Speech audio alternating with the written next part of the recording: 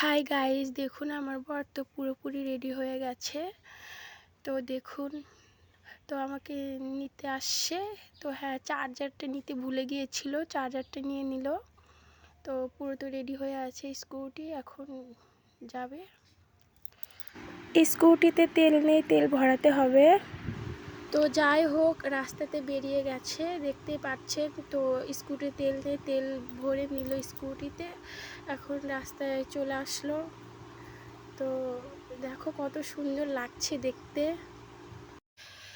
কিছু কেনার ছিল, দোকানে দাঁড়ালো, আর যা কেনার ছিল কিনে নিয়েছে। এবার চলো, আবার চলে আসলো রাস্তাতে। তো প্রায় চলেই আসছে, কিছু কিছু সময়ের অপেক্ষা। এটা আমাদের গ্রামের রাস্তা, প্রায় চলেই আসছে।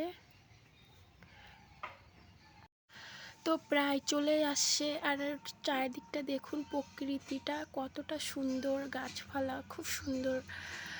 তো আসছে আস্তে আস্তে, তো সন্ধ্যা হয়ে গেল।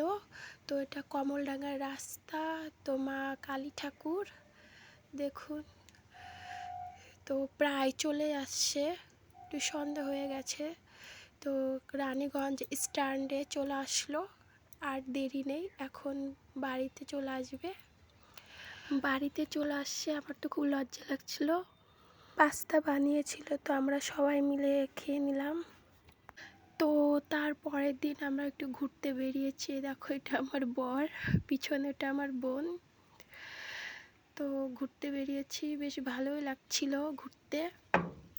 হাই গাইস, জানি না এই ব্লগটা কেমন হয়েছে বা কেমন হবে। তো প্রথমবার বানিয়েছি।